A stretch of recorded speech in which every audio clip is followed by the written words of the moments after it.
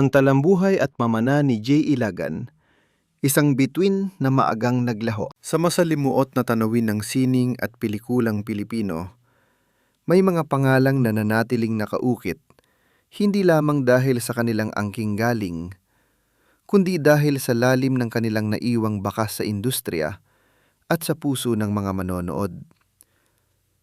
Isa sa mga natatanging pangalang ito ay si J. Ilagan, isang aktor na ang buhay at karera ay naging isang testamento sa husay, dedikasyon, at sa mapait na katotohanang ang ningning ng isang bituin ay maaring pumanaw sa hindi inaasahang sandali. Mula sa kanyang pagsisimula bilang isang batang bituin hanggang sa kanyang pag-usbong bilang isang premyadong aktor sa drama at komedya, sinasalamin ng kanyang kwento ang isang paglalakbay na puno ng tagumpay, personal na pagsubok, at isang legacy ang patuloy na nagbibigay inspirasyon. Ang kanyang pagpanaw ay hindi lamang kumitil sa isang buhay, kundi nag-iwan din ng puwang sa industriya na mahirap mapunan. Ito ang masusing pagbabalik tanaw sa naging buhay ni Julius Abad Ilagan, ang aktor na kinilala at minahal ng sambayanan bilang si J. Ilagan. Kabanata 1. Ang simula at pagsibol sa angkan ng sining. Isinilang bilang Julius Abad Ilagan, siya ay nagmula sa isa sa mga pinakarespetadong angkan sa kasaysayan ng pelikula at teatro sa Pilipinas, ang mga Ilagan.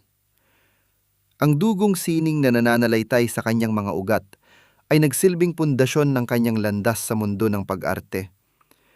Sa murang edad pa lamang, namulat na siya sa liwanag ng kamera at sa disiplina ng pagganap. Nagsimumula ang kanyang karera bilang isang child star, kung saan una siyang ipinakilala sa publiko gamit ang screen name na Boy Nobel.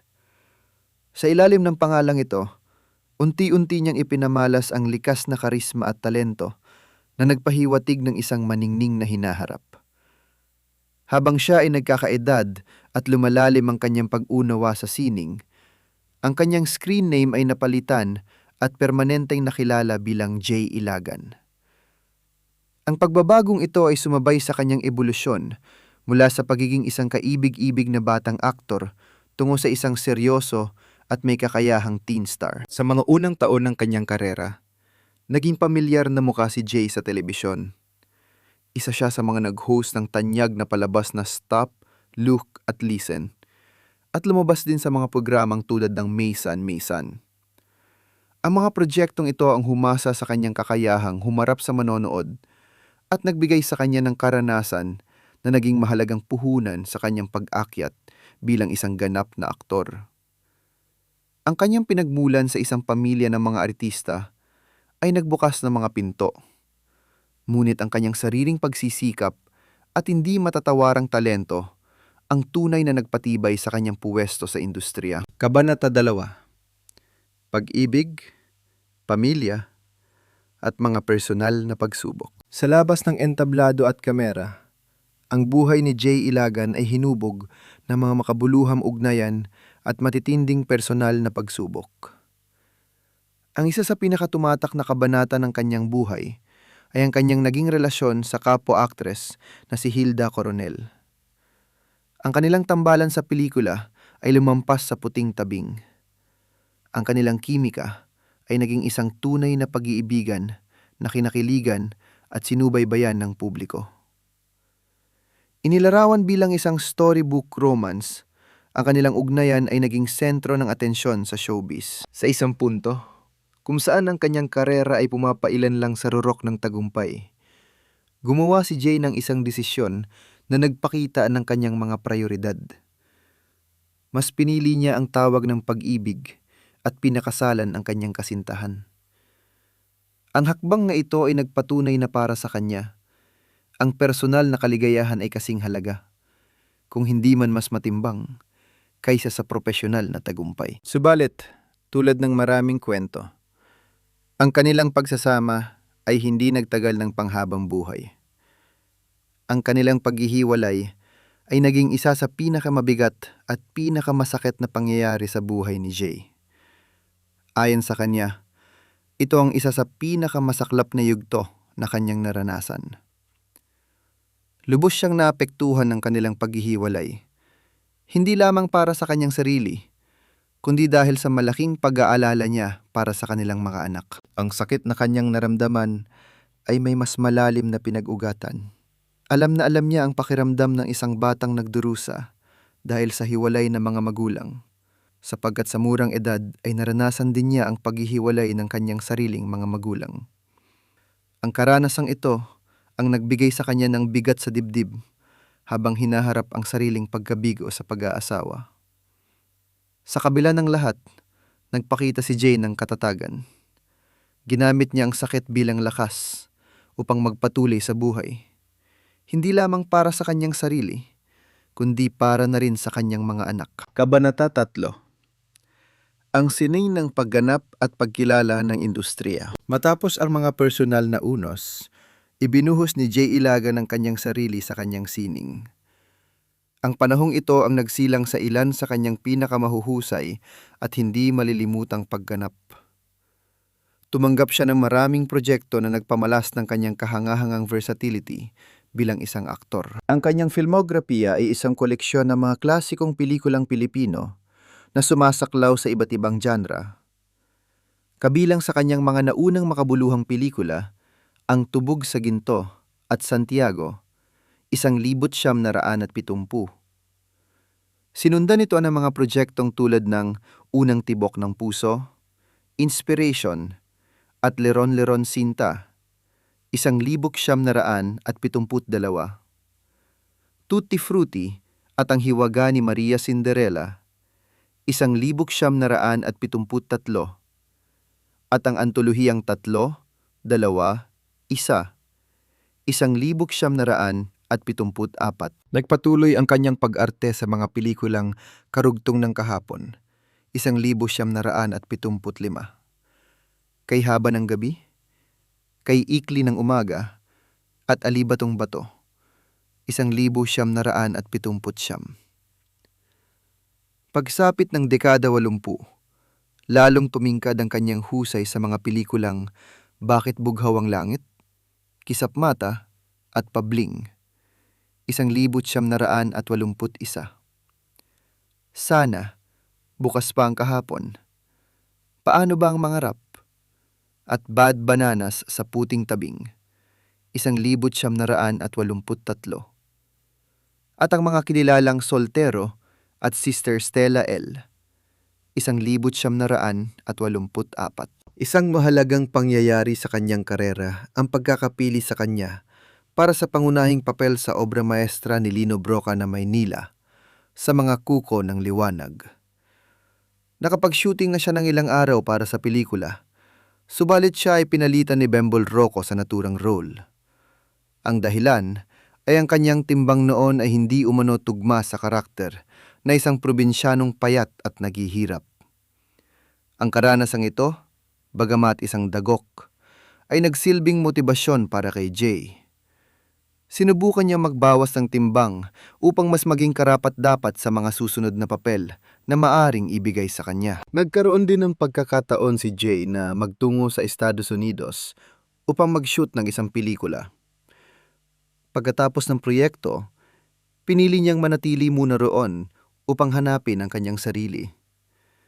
Sa panahong yon, dumarana siya ng kalituhan sa mga nangyayari sa kanyang buhay at karera.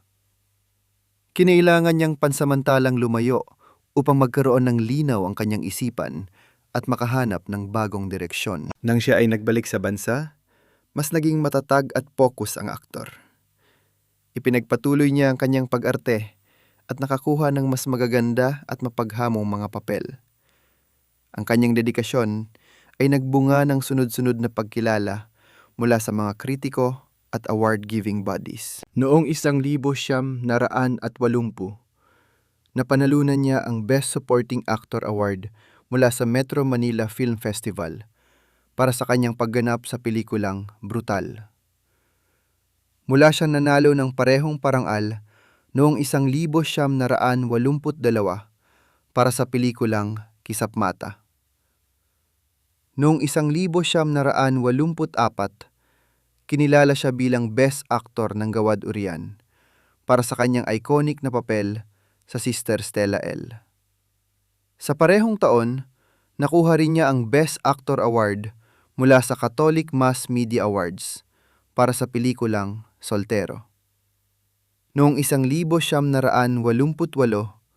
hinirang siyang Best Actor ng FAMAS Awards at Film Academy of the Philippines para sa kanyang pagganap sa Maging Akin Ka Lamang. Ang mga parangal na ito ay hindi lamang tropeo, kundi patunay sa kanyang hindi matatawarang husay at talento. Itinuring siya bilang isa sa pinakamahuhusay na aktor ng kanyang henerasyon. Isang artistang may kakayahang magbigay ng lalim at katotohanan sa bawat karakter na kanyang ginagampanan. Kabanata 4, ang kabilang muka, komedya at pribadong buhay. Maliban sa kanyang mga markadong pagganap sa drama, ipinakita rin ni Jay Ilagan ang kanyang galing sa larangan ng komedya. Ang kanyang unang comedy film ay ang Tutti Frutti at ito ay nasundan pa ng marami pang iba. Dito niya ipinamalas ang kanyang natural na timing at kakayahang magpatawa ng hindi pilit. Naging bahagi siya ng kinagiliwang grupo na Bad Bananas, kasama ang mga tapo mahuhusay na aktor na sina Christopher De Leon, Johnny Delgado at Edgar Mortiz. Ang kanilang samahan ay nagdala ng kakaibang uri ng komedya sa pelikulang Pilipino. Nagkaroon din sila ng sariling programa sa telebisyon na may pamagat na Going Bananas na lalong nagpatibay sa kanilang kasikatan bilang isang grupo. Ang kanyang kakayahang lumipat mula sa mabibigat na drama patungo sa magagaang na komedya ay isang testamento sa kanyang lawak bilang isang aktor. Sa kabila ng kanyang tagumpay, nanatiling simple ang pamumuhay ni Jay.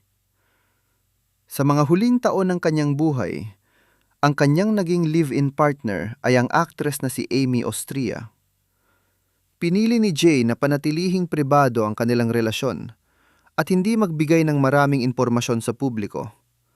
Isang desisyong nagpapakita ng kanyang pagnanais na protektahan ng kanilang personal na buhay mula sa ingay ng showbiz. Sa likod ng kamera, si Jay ay isang taong may iba't ibang hilig. Hindi siya marunong magluto, ngunit mahilig siyang kumain kasama ang mga kaibigan. Aktibo siya sa palakasan, naglalaro siya ng basketball, at minsan ay nag-scuba diving. Mahilig din siya sa mga outdoor activities tulad ng biking at pagmomotorsiklo. Inilarawan siya ng mga malalapit sa kanya bilang isang napakabait na tao na hindi marunong humindi sa mga taong lumalapit at humihingi ng tulong. Siya ay mapagbigay at laging handang tumulong sa sinumang nangangailangan. Kabanata 5, ang huling yugto at pamana. Ang buhay, gaano man kaningning, ay may hangganan.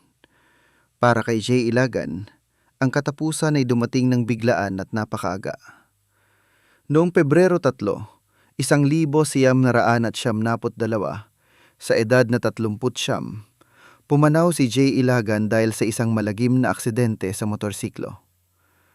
Ang isa sa kanyang mga libangan na nagbibigay sa kanya ng saya at kalayaan, ang siya ring kumuha sa kanyang buhay. Ayon sa mga ulat, nawalan siya ng kontrol sa kanyang minamanehong motorsiklo na naging sanhi ng pagsimplang nito.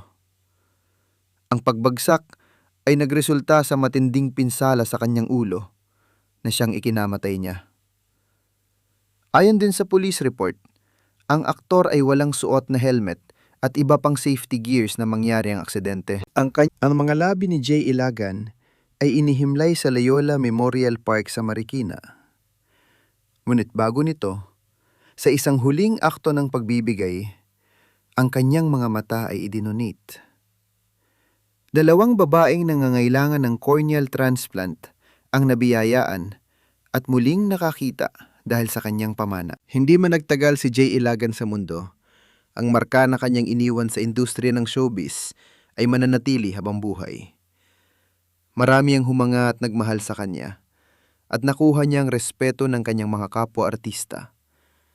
Pinatunayan niya na ang kanyang pagsikat ay hindi lamang dahil sa pagiging bahagi niya ng isang angkan ng mga artista, kundi dahil sa kanyang sariling talento, dedikasyon, at pusong ipinamala sa bawat pagganap. Si Jay Ilagan ay mananatiling isang mahalagang bahagi ng kasaysayan ng pelikulang Pilipino, isang aktor na ang ningning ay maagang naglaho, ngunit ang liwanag ng kanyang sining at alaala ay patuloy na magniningning sa puso ng kanyang mga tagahanga at sa mga pahina ng sining ng bansa.